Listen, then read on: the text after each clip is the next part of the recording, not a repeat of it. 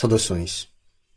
Enquanto eu termino a produção do próximo vídeo, que é sobre infantilização e estatismo, gostaria de deixar este, que é uma caracterização do Estado moderno, e que tem por horizonte, lá no fim, a questão da legitimidade e da necessidade de resistir, de desobedecer ou de reagir contra um Estado que não só é satânico, como muitos já foram, mas que eleva a violação às leis naturais divinas a um novo patamar de satanismo, ao invadir zonas da vida nas quais nem as autoridades pagãs do passado ousaram entrar ou conseguiram entrar.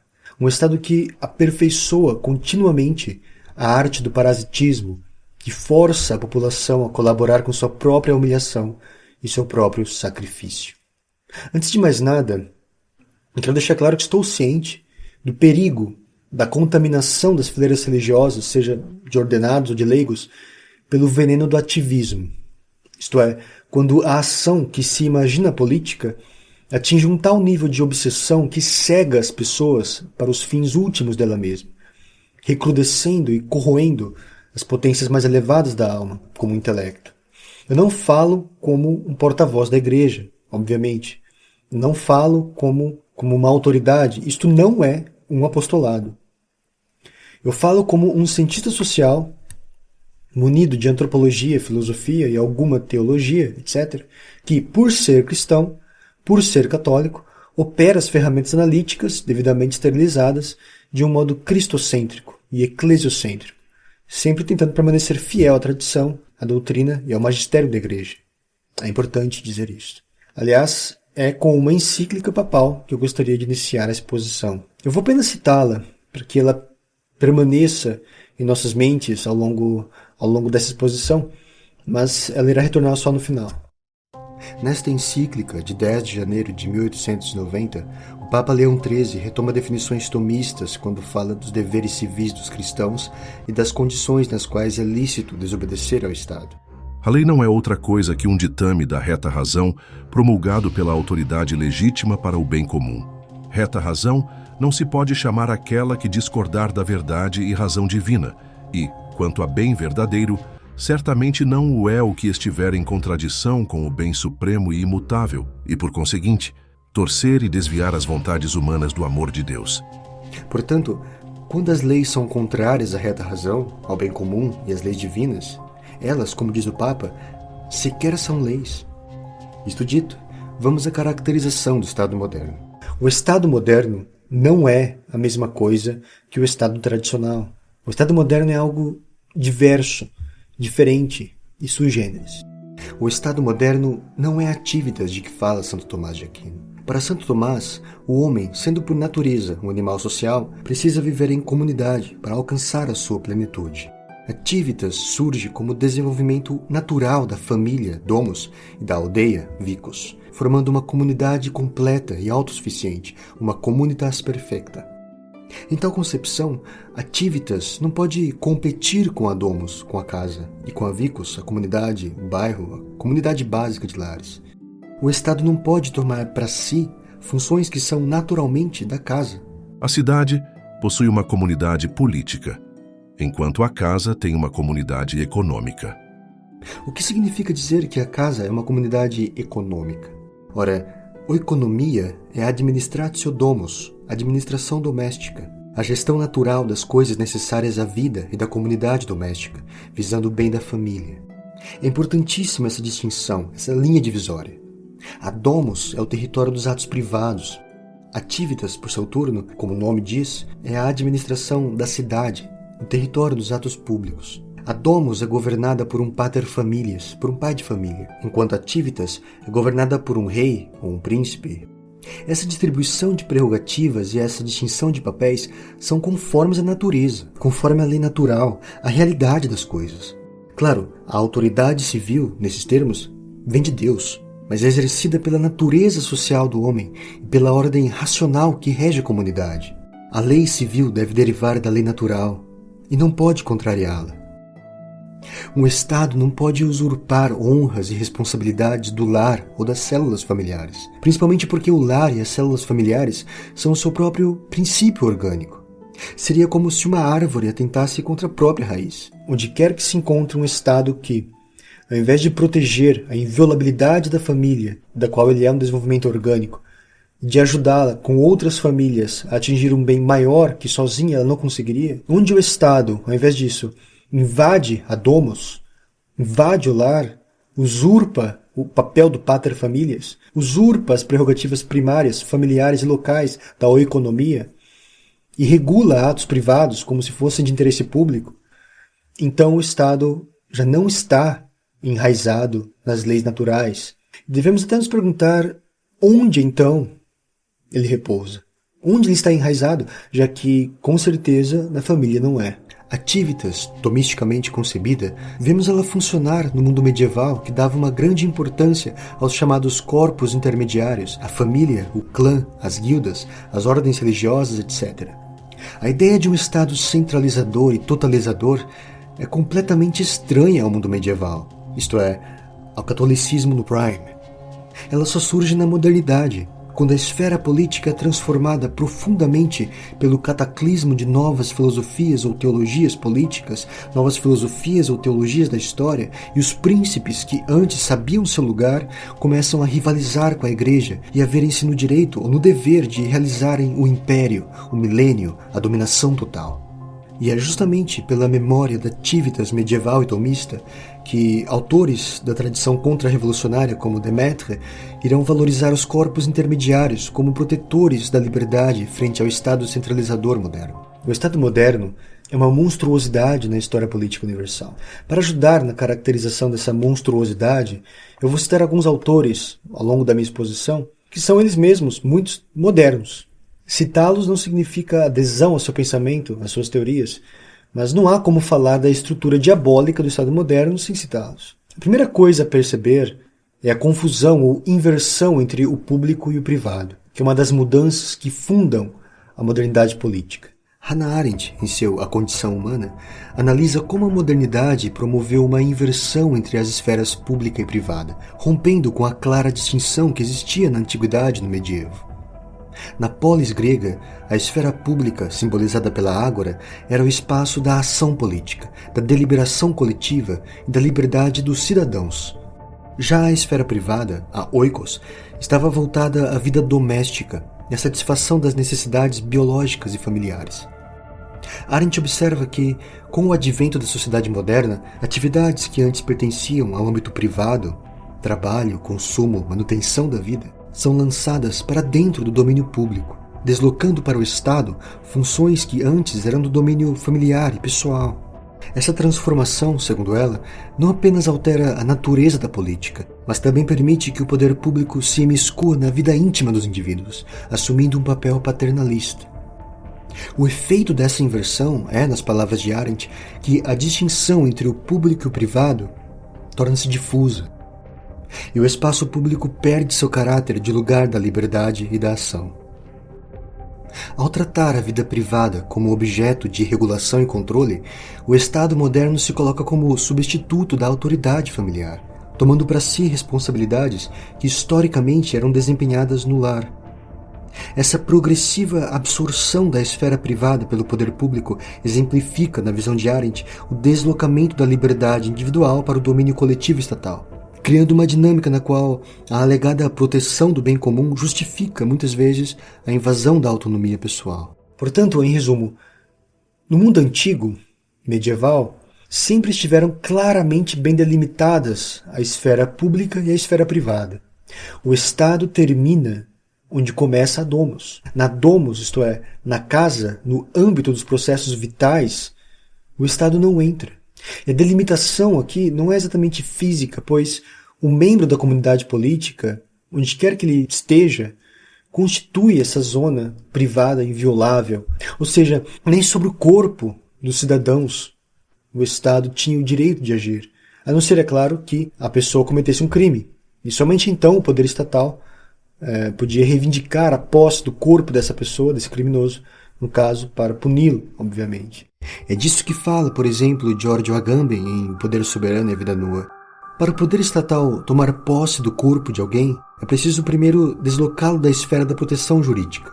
onde o soberano, que é justamente aquele que reside fora do cosmos jurídico como seu sustentador, pode então cair sobre a vida nua, esmagando-a com toda a sua força.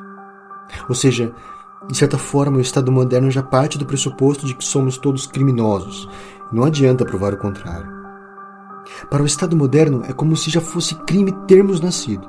Ao nascermos, já somos imediatamente tomados por ele. E é claro, sempre com as melhores das intenções. É sempre para nos proteger. E então chegamos a um ponto crucial, a biopolítica. Pois um dos marcos da modernidade política é quando o Estado assume o cuidado, a tutela, o controle das potências vitais e dos fenômenos biológicos de sua população. A biopolítica é o Estado libertando-se dos seus ancestrais e naturais limites e invadindo agora permanentemente o território antes inviolável da domos, do corpo, da vida nua, da zoe. Vamos falar dessa palavra, zoe. Zoe é como os gregos chamavam a vida. Vida em geral. O princípio vital universal que animava os animais, os astros, pois sim, os astros eram seres vivos, como vemos Platão falar no Timeu do cosmo como um ser vivo, zoon. Assim como os próprios deuses, zoe eterna ou noética, dependendo da escola de pensamento. O primeiro motor em Aristóteles, por exemplo, é zoe teleia, vida perfeita. E, claro, este princípio vital anima também aos homens. Por isso, quando Aristóteles fala do homem como ser vivo, ou seja, querendo enfatizar o aspecto de vivente, partícipe da vida que penetra o cosmos e põe tudo em movimento, ele fala em zoe. Ele fala, por exemplo, em zoon politikon, animal político, o zoon logikon, animal racional. Mas, quando quer qualificar o modo de vida do homem, as formas qualificadas da vida humana, isto é, quando quer falar da vida política, que é própria do homem, ou da vida contemplativa, que é própria do homem, então ele usa outro termo, bios. Bios politikos, vida política. Bios theoretikos, vida contemplativa. É importante essa diferença. Zoe é o princípio vital, é a vida nua, como diz Agamben, a vida em si. Bios é a vida qualificada, vestida de uma forma. Modo de vida. No Novo Testamento, nos padres, zoe é usada predominantemente para falar da vida eterna, zoe aionios. O importante para nós é perceber que a domos é o locus da zoé. Daí Aristóteles dizer que a oikonomia tem como fim a simples vida, a mera vida, zoen monon. Mas é importante notar que essa palavrinha, zoé, também comunica uma força cósmica e espiritual. Afinal, como eu já disse, ela se aplica também aos astros e aos deuses. E um dos locais físicos especiais de manifestação da zoé, no mistério da zoé, em que nós encontramos todas essas dimensões reunidas, a da espiritualidade, a da inviolabilidade, enfim, é o espaço privado por excelência, o leito nupcial. E digo que entender isso é importante porque uma das principais preocupações da biopolítica é conseguir controlar, como em um painel de controle, a força da geração da vida, controlar a natalidade da sua população. Seja para agir sobre ela positivamente, ou seja, estimulando-a, seja para, como veremos adiante, quando a biopolítica se converter em tanatopolítica, agir sobre ela negativamente, interrompendo-a, abortando-a, aniquilando-a. É com a biopolítica que, pela primeira vez, o poder soberano começa a tecer discursos políticos sobre o sexo. É a entrada do sexo na política. É com a biopolítica que o Estado inclui o fato do sexo em suas políticas, tentando domá-lo, discipliná-lo, tomar posse, monitorar, controlar essa força profunda, selvagem, um pouco divina e misteriosa, que é a força geradora da vida da sua população. Na antiguidade, o leito do casal tinha uma função religiosa, ritual. No casamento, o ato sexual não era apenas físico, mas carregado de sentido religioso. Era assistido pelos deuses lares, assistido pelos deuses daquela família. Lembrando que a família antiga, no mundo grego, romano, indo-europeu, mas também em outras culturas, a família se assemelhava mais a uma comunidade religiosa do que a um agregado meramente biológico. O eixo em torno do qual a família se formava era o fogo doméstico, o culto aos deuses dos antepassados do pater, que era uma espécie de sacerdote do lar. A família era toda uma religião entre quatro paredes. Para a religião doméstica, Não havia nem regras uniformes nem ritual comum. Cada família tinha a mais completa independência.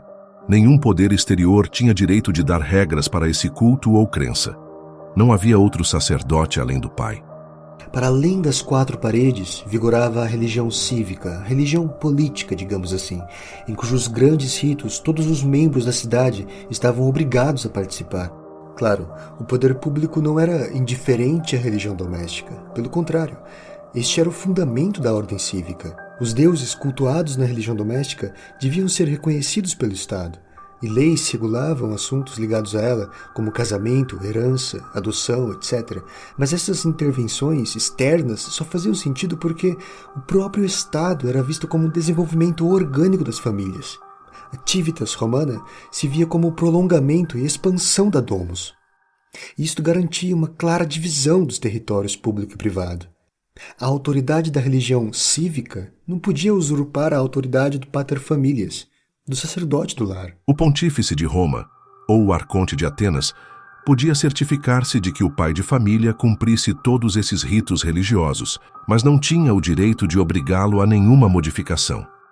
Que cada um faça o sacrifício de acordo com seu próprio rito era a regra absoluta. Cada família tinha suas cerimônias, que lhe eram próprias, suas festas particulares, suas fórmulas de oração e seus hinos.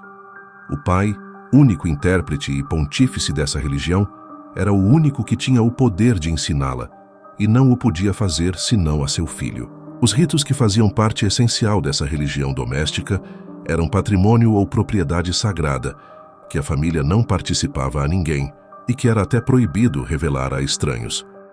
A concepção de uma vida no seio da família não era algo meramente zoológico, mas estava protegida por prescrições e mistérios que não se podia expor nem profanar. Gerar filhos era um mistério que não podia ser exposto ou profanado. A esfera pública, a autoridade da esfera pública, enfim, não podia profanar a sacralidade desse espaço, sumamente privado. Até em alguns momentos históricos em que o ato das núpcias precisa ser assistido por uma certa quantidade de pessoas, como meio de ratificar a união, ainda assim esse princípio se encontra ativo, porque a publicidade da noite de núpcias tinha a ver, às vezes, com o fato de a pessoa do rei ser em si mesma pública, e no caso dos comuns, o fato de a sacralidade do ato, que pode continuar existindo como um atavismo ou uma intuição através dos séculos, exige que a comunidade testemunhe o cumprimento das leis divinas. Seja como for, neste caso, não é a política, não é o Estado que entra e fiscaliza o sexo, sim a própria comunidade basilar. A cama do casal era o espaço do genius, do espírito tutelar associado à fecundidade e à geração. Os latinos chamavam genius ao deus a que todo homem é confiado sob tutela na hora do nascimento. A etimologia é transparente e ainda é visível nas nossas línguas na aproximação entre gênio e generare, gerar. No momentum da concepção, a pessoa recebia seu gênio, que era o princípio que rege e exprime a sua existência inteira. Ora, o objeto genial por excelência era, para os latinos, a cama, o leito nupcial, chamado em latim justamente genialis lectus, porque nela se realizava o ato da geração. Com este exemplo, eu quero reafirmar que o mistério da geração da vida é algo que excede ontologicamente, naturalmente e sobrenaturalmente o escopo da política, da autoridade extradomos, do Estado. Esta sacralidade da geração é ainda mais gloriosamente proclamada pela Igreja. De Santo Agostinho a Santo Tomás, a alma é criada por Deus. Tal criação é vontade divina e não se dá senão dentro dos planos de Deus. O único planejamento que pode abarcar o mistério da geração da vida humana é aquele da providência, que pode até fazer uso das decisões individuais dos pais, que possuem livre-arbítrio, mas que as excede absolutamente em poder. O matrimônio, como diz Tertuliano, que a Igreja une, que a oblação confirma, que a bênção sela, que os anjos anunciam e que o Pai ratifica, purifica o ato sexual. O que significa: honrado seja o matrimônio em todos e o leito sem mácula. Significa isto: quando o ato se realiza no matrimônio, é puro; quando não é no matrimônio, é manchado. No matrimônio busca-se a geração, pela qual se perpetua a ordem da criação. Reduzir o mistério da vida ao seu aspecto material, a fim de torná-lo calculável, manipulável e controlável, é uma violação da dignidade do ser humano e uma afronta a Deus. A aspiração estatal de controlar a força da geração, que veremos adiante, equipara os seres humanos aos animais e é uma usurpação do poder divino. O Estado moderno, que é essencialmente biopolítico, profanador da vida, violador da hermeticidade da família, é algo, portanto, totalmente novo. Mas ele não poderia ter se formado se as monarquias absolutistas europeias não tivessem lhe preparado o caminho, pois as monarquias absolutistas são o Estado assumindo uma função centralizadora e totalizadora. Ou seja, elas já assinalam uma ruptura com o modelo medieval, uma ruptura com aquela política descentralizada e baseada na articulação harmônica dos corpos intermediários invioláveis. Mesmo em países católicos, o absolutismo já se dispõe a uma insubordinação à Igreja. O poder espiritual passa a ser, quando não controlado, instrumentalizado pelo Estado. O galicismo na França, o regalismo na Espanha, o Estado nacional passa a se ver como entidade cada vez mais autônoma, não mais como parte da universal república cristiana. No seu auge, que é quase simultâneo à sua queda, no seu auge, digamos, tecnopolítico, a monarquia absolutista já havia desenvolvido uma série de dispositivos políticos que são expressão do extremismo racionalista, este avô da mentalidade revolucionária, uma vontade desmedida, uma mania de submeter tudo, de submeter a totalidade dos fenômenos à luz disciplinadora do príncipe Sol, imagem visível da razão que organiza o universo, e de cujos olhos ninguém, nada pode escapar. Quando chega a Revolução Francesa, marco principal da modernidade política, os revolucionários já terão ao seu dispor certos mecanismos disciplinares e biopolíticos inventados pelo Estado monárquico absolutista e que irão constituir o arsenal estatal da criação do novo mundo. Thomas Malthus, por exemplo, com o ensaio sobre o princípio da população, de 1798, funda uma nova racionalidade política. A partir de então, governar significa gerir o equilíbrio entre o crescimento populacional e os recursos disponíveis no território. O Estado toma para si a função de gerir este equilíbrio, desdobrando todo um conjunto de ferramentas, algumas delas, como já disse, preparadas no regime anterior, para intervenção na massa viva. É a época do surgimento dos discursos médico-políticos, do médico transformado em agente do Estado. É a época da criação dos escritórios de estatística, na França em 1800, na Prússia em 1805, e daí para o restante do continente, que esquadrinhavam a população, registrando nos mínimos detalhes as movimentações dos fenômenos vitais de massa. Natalidade, mortalidade, expectativa de vida, causas da morte. É o nascimento de uma ciência da população. É a época de Johann Peter Frank, autor da obra Sistema de uma Polícia Médica Completa. Um imenso tratado concebido como um monumento higienista do Estado absolutista, e que concebe uma polícia médica como um sistema de regulação governamental para a preservação e ampliação da saúde coletiva. Frank defende que o Estado deve vigiar nascimento, higiene, alimentação, vacinação, epidemias, casamentos, sexualidade, enfim, para assegurar a saúde da população. A saúde do corpo biológico da sociedade se torna questão de Estado, razão de Estado. O cuidado da saúde da população é dever supremo da polícia. A miséria do povo é a mãe de todas as doenças. Muitas delas, porém, podem ainda assim ser eliminadas por meio da previdência da autoridade estatal. Frank defendia um controle estatal até dos comportamentos mais íntimos em nome da saúde pública. Ele chegou a propor proibir as Walzer, as danças tradicionais nas aldeias, pois nelas as pessoas desperdiçavam energia, entregavam-se a excessos alimentares, a embriaguez que ocasionava gravidezes indesejadas e outros comportamentos imprudentes que comprometiam a saúde pública. Propôs punir a compulsão alimentar em comemorações familiares e até impedir casamento para pessoas doentes ou com deficiências, como parte de sua política de proteção à população. O que era um comportamento revolucionário à época e que tinha que lidar com uma ampla resistência da população, obviamente, tornou-se, com o passar do tempo, uma racionalidade governamental comum e aceita. Estamos no contexto das guerras nacionais da Europa do século XIX, nas quais ter uma população forte e saudável se traduzia em um exército industrial e militar mais poderoso. É curioso, e agora fugindo ao tema para deixar escapar um convite à reflexão, como certos dispositivos estatais surgem para resolver problemas que se julgavam pontuais, localizados no tempo, mas que acabam se consolidando, permanecendo ativos indefinidamente. O Estado moderno nasce desfilando políticas sanitárias, de combate às endemias, de eliminação dos agentes invisíveis que sugam a vitalidade do povo, que o enfraquecem, enfim. Começam as políticas estatais de aumento de natalidade, como já falei, não com a finalidade cristã de, através do santo matrimônio, gerar novos cristãos e povoar o céu, mas simplesmente de engrossar a argamassa humana, o homem concebido como recurso natural, dentre outros. Não vamos nos esquecer, é a época da derrocada ontológica do homem, em que o conceito de humanidade abandona a proximidade dos anjos para diluir-se no parentesco com os animais. O homem se torna recurso humano nas mãos do Estado. Aliás, esta é a razão, a única razão pela qual regimes totalitários de esquerda até hoje incentivam o casamento natural e a família tradicional, ou seja, como parte de seu controle de natalidade. A razão é biopolítica. Longe de significar uma superioridade moral, é exatamente o contrário. Trata-se de um manejo de recursos humanos. Se pudessem fabricar seres humanos artificialmente, a família lhe seria obsoleta. Pois bem, é curioso como alguns dispositivos mais arcaicos dessa ciência da população, por exemplo, o censo, o recenseamento, não eram muito bem vistos na antiguidade mais remota.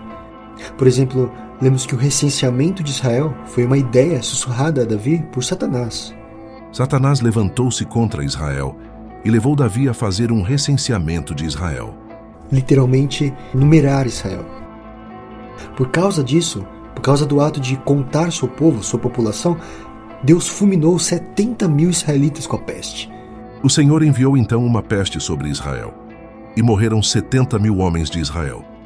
A título de curiosidade, algo que pode ou não ser relevante para nós, René Guénon, que acerta eventualmente muitas coisas, por exemplo no que diz respeito à ciência do simbolismo, menciona na crise do mundo moderno que pastores tradicionais evitavam contar diretamente as cabeças do rebanho, preferindo usar fórmulas indiretas ou objetos substitutivos, pois acreditavam que a contagem direta poderia atrair má sorte ou a morte, crença que o autor liga à lei da correspondência ou ao poder mágico do número. Em Símbolos Fundamentais da Ciência Sagrada, ele lembra que a numeração de seres vivos, quando feita de certa forma, é vista como reduzir o ser a uma simples unidade quantitativa, rompendo sua ligação com a ordem qualitativa do cosmos. Em muitas culturas, como a hindu, quando se precisa contar o número de familiares, usa-se eufemismos, pois numerar significa profanar, retirar de tais vidas a proteção divina.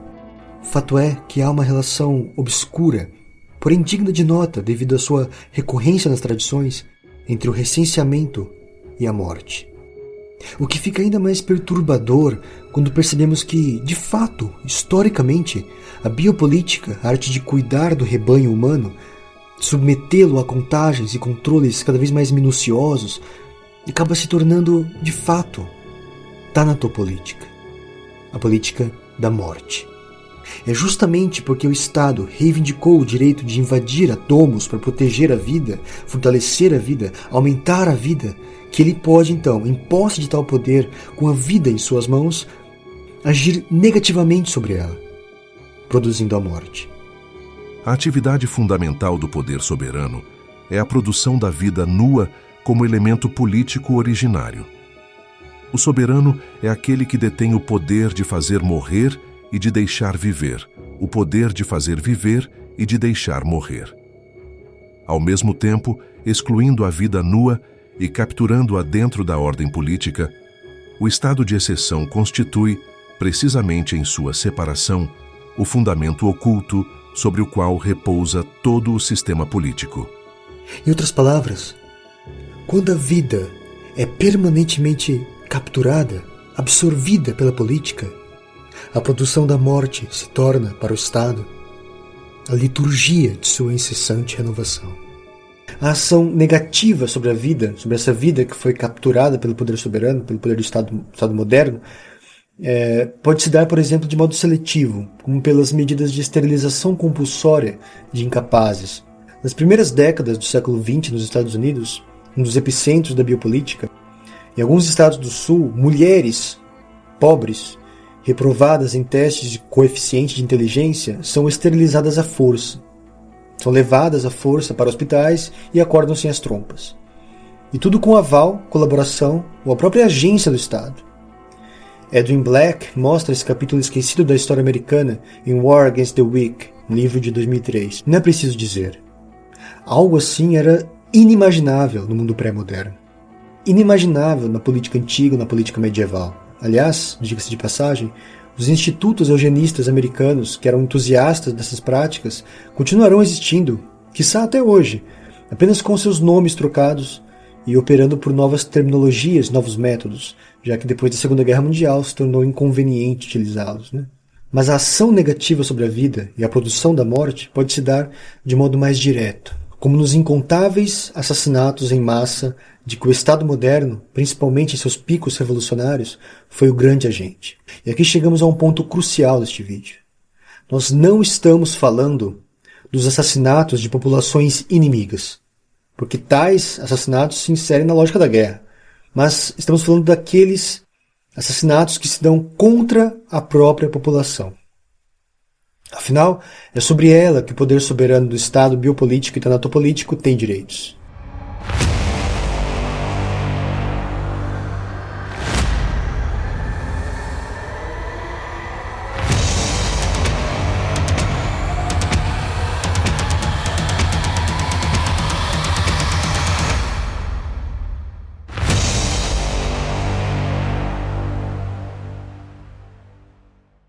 E aqui é muito interessante algo que o Michel Foucault percebeu. Sim, Michel Foucault ele tem alguns acertos acidentais, inclusive sobre biopolítica. Ele percebeu que, em certo momento no século XIX, dentro desse processo biopolítico, começaram a surgir discursos estatais que concebiam a política como uma continuação da guerra, ou seja, uma inversão do teorema de Clausewitz.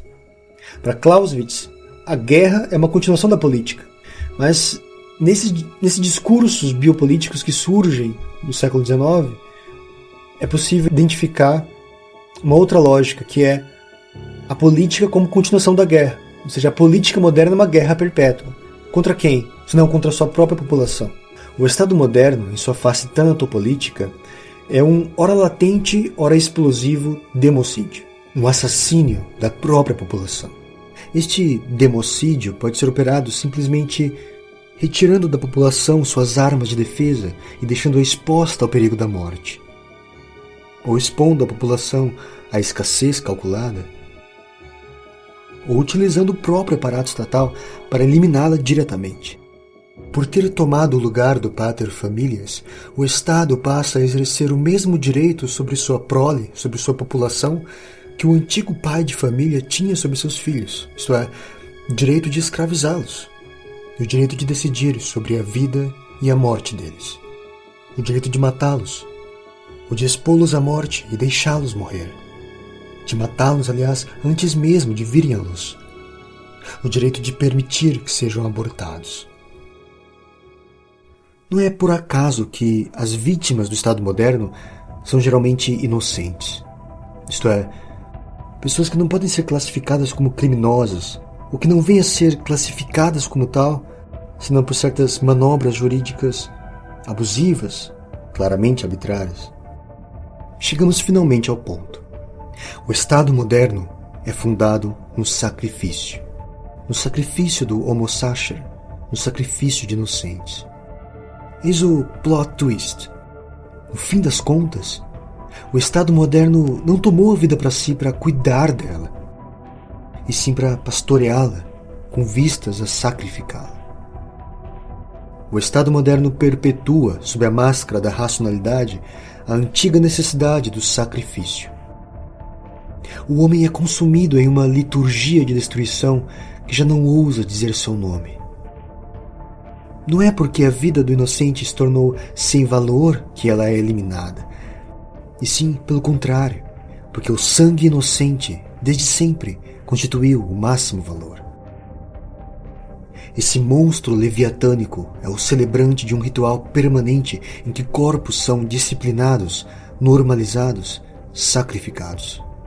Engana-se quem pensa que eu estou exagerando quando falo do Estado moderno como uma liturgia da morte, como um satanismo. Demoramos a perceber isso porque ainda nos deixamos enganar pela fachada laica, ateísta ou materialista do Estado moderno. Mas Carl Schmitt está certo quando afirma que os conceitos da filosofia política moderna são conceitos teológicos secularizados, mas que nem por isso deixaram de ser teológicos, de certo modo. E podemos perfeitamente observar que os procedimentos do Estado moderno, o Estado que usurpa tanto a autoridade do pater familias quanto o sacerdócio expiatório da igreja, enfim, também seus procedimentos são rituais religiosos transfigurados. Sob a rigidez fria da burocracia, corre o sangue quente da população. A humanidade resulta do sacrifício. Somos, portanto, filhos da religião. O chamado assassinato fundador, ou seja, a imolação de uma vítima sacrificial, culpada de desordem e capaz de restaurar a ordem, é constantemente reencenado nos rituais que deram origem às nossas instituições. Os regimes revolucionários são como a perpetuação do sacrifício que lhes fundou. Contudo, sem aquele velho efeito esperado da redenção. O sacrifício moderno é desprovido de transcendência.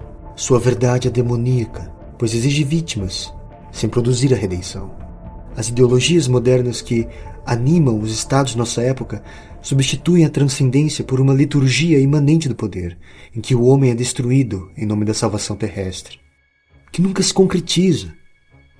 É como enxugar uma ferida aberta que não para de sangrar. Como escreve Demetre, a revolução é essencialmente satânica. Há na Revolução Francesa um caráter satânico que a distingue de tudo o que se viu e, quiçá, de tudo o que se verá. Recordem-se as grandes sessões, o discurso de Robespierre contra o sacerdócio, a apostasia solene dos padres, a profanação dos objetos de culto, a instituição da deusa razão. Como poderia uma árvore ser outra coisa além da imagem que jaz em sua semente? Como poderia o Estado moderno não ser satânico, se satânicos foram seus atos fundadores? Podemos interpretar que, quando fala que a revolução é satânica, Demetre se refere ao fato de que a revolução era animada por um espírito de destruição da ordem. Então, apenas metaforicamente satânico. Mas na realidade, é mais do que isto. Bem mais. Ora, não há como sair dos trilhos da história sagrada.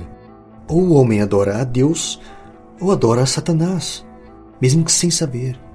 A maior astúcia do diabo, como se diz, é convencer-nos de que ele não existe. Assim é o Estado moderno. O mal é mascarado como administração, saúde pública, progresso. E o individualismo liberal não constitui uma oposição a esse sistema centralizador. Ele é apenas a fase em que as proles são abandonadas aos próprios erros e à própria irresponsabilidade, para em seguida implorarem pela presença do grande Salvador, do grande pastor. A idolatria política é a paródia demoníaca da fé cristã. Promete a salvação terrestre e só produz o inferno. Recapitulando, o Estado moderno não só é uma violação dos princípios do Estado tradicional, fundado na reta razão e nas leis divinas, mas é uma inversão satânica e escamoteada da religião de Cristo, fundada, tal inversão, na invasão da domus, na usurpação do pater familias, na imanentização do fim da história, na captura permanente da vida nua e no sacrifício de inocentes.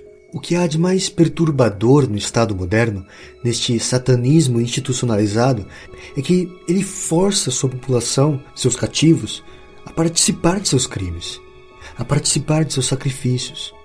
Ele nos leva, através de suas técnicas de condicionamento mental e de coerção, de seus feitiços, a encarnarmos o papel de seus devedores e dependentes, como se não houvesse vida e prosperidade fora dele, ou sem sua presença monstruosa.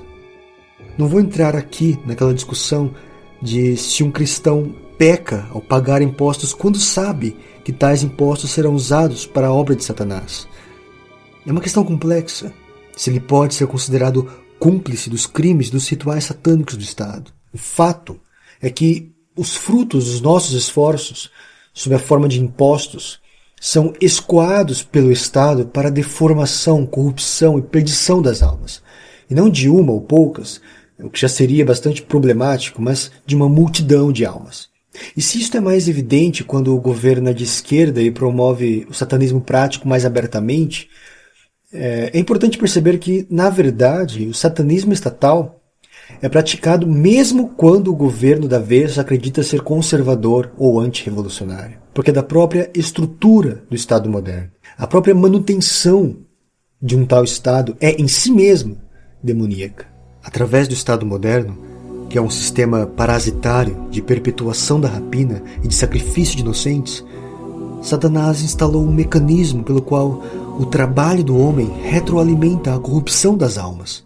Um mecanismo pelo qual o suor extraído do homem depois retorna para ele na forma de veneno. E dentro dessa engenharia diabólica, ele aprisionou milhões, centenas de milhões. Como no processo de Kafka, a lei do Estado moderno é, na verdade, misteriosa. É um mistério que esmaga e nos leva à execução, se nunca revelar suas razões. Não teríamos o direito de desobedecer a isto? De tentar nos desvencilhar desta rede de aço de idolatria, satanismo e sacrifício? As leis do Estado moderno, para falar como o Papa Leão XIII, são tudo menos leis. Se não estão conforme a razão, nem a humana, nem a divina, sequer são leis. É claro que suportar os males do mundo é, para o cristão, uma via normal de salvação. São as cruzes que nos santificam. Por outro lado, aqueles que preferem se desvencilhar de um tal esquema, de um tal mecanismo, aqueles que preferem desobedecer a um tal Estado usurpador e reagir, também estão embasados no magistério da Igreja. Retornemos agora àquela encíclica papal de que falamos no começo, em que o Sumo Pontífice diz: Sagrado é para os cristãos o nome de autoridade pública, por verem nela, ainda quando reside em sujeito indigno, algum reflexo e semelhança da majestade divina. Justo e devido é para eles o respeito das leis, e não por medo da força e de sanções penais, mas por simples dever de consciência, porque não nos deu o Senhor espírito de temor. Mas também, se as leis do Estado se puserem em aberta contradição com a de Deus, se forem injuriosas para a Igreja ou contrárias aos deveres religiosos, se violarem no Sumo Pontífice a autoridade de Jesus Cristo, então resistir é obrigação, e obedecer seria um crime, e crime até contra a pátria, porque pecar contra a religião é fazer mal ao próprio Estado. O Papa reprova aqueles que condenam tal atitude como uma rebelião ou como uma sedição. Os que infamam de sedição a tal atitude, de negar-se a obedecer ao Estado quando suas leis são satânicas e anticristãs, não conhecem bem a força e a natureza das leis, ele escreve. Afinal, como ele mesmo diz, a lei não é outra coisa que um ditame da reta razão promulgado pela autoridade legítima para o bem comum. Reta razão não se pode chamar aquela que discordar da verdade e razão divina, e, quanto a bem verdadeiro, certamente não o é o que estiver em contradição com o bem supremo e imutável, e, por conseguinte, torcer e desviar as vontades humanas do amor de Deus. Ou seja, é incorreto acusar a justa desobediência civil de sedição, pois ela, como fica claro no texto, é uma recusa aos direitos do príncipe e do legislador naquilo para o qual eles não têm autoridade nenhuma. Ou seja, naqueles assuntos para os quais eles não têm autoridade, que estão fora do escopo naturalmente delimitado do Estado, porque tais leis são injuriosas para Deus e, portanto, injustas, e uma vez que são injustas, tudo serão menos leis. Ou seja, o cristão pode e eventualmente deve desobedecer às leis estatais quando são contrárias à reta razão e às leis de Deus, porque, afinal, tais leis estatais, quando são contrárias à reta razão e à lei divina, sequer são leis. O importante a notar aqui é que este documento é contemporâneo ao estágio já avançado do processo que descrevemos, da invasão do Estado em zonas que são justamente aquelas para as quais ele não tem autoridade nenhuma. O que dizer então quando o Estado não apenas invade zonas para as quais ele não tem autoridade nenhuma, mas força sua população a entregar seu suor e seu sangue no altar de uma liturgia perversa em que a humanidade é sacrificada a uma abstração política? Escreve Donoso Cortês: À medida que as sociedades se descristianizam, a liberdade desaparece, porque o Estado cresce. Onde Deus não governa, governa o tirano. Podemos completar. Onde não reina Cristo, reina o diabo ou seus vice-regentes. Onde não há sacrifício eucarístico, os inocentes sacrificados serão outros, e serão milhões, em um ofertório sem remissão. Discute-se se os estados modernos terão condições de se sustentar nas próximas décadas frente à crise populacional. Ora, os indivíduos que compõem o estamento burocrático podem se preocupar com isso, mas o Estado moderno em si, enquanto estrutura satânica, ele não teme ficar sem população para sustentá-la. Afinal, é para isso mesmo que ele veio. Ele existe exatamente para liquidar o gênero humano. Seria crime negar obediência a Deus para dá-la aos homens. Seria delito infringir as leis de Jesus Cristo para obedecer aos magistrados, ou violar os direitos da Igreja sob pretexto de guardar as leis de ordem civil. Importa obedecer mais a Deus do que aos homens. Não há melhor cidadão, quer na paz, quer na guerra, do que o cristão que o é deveras. Mas por isso mesmo que o é, deve antes estar resolvido a sofrer tudo e a própria morte do que desertar a causa de Deus e da Igreja.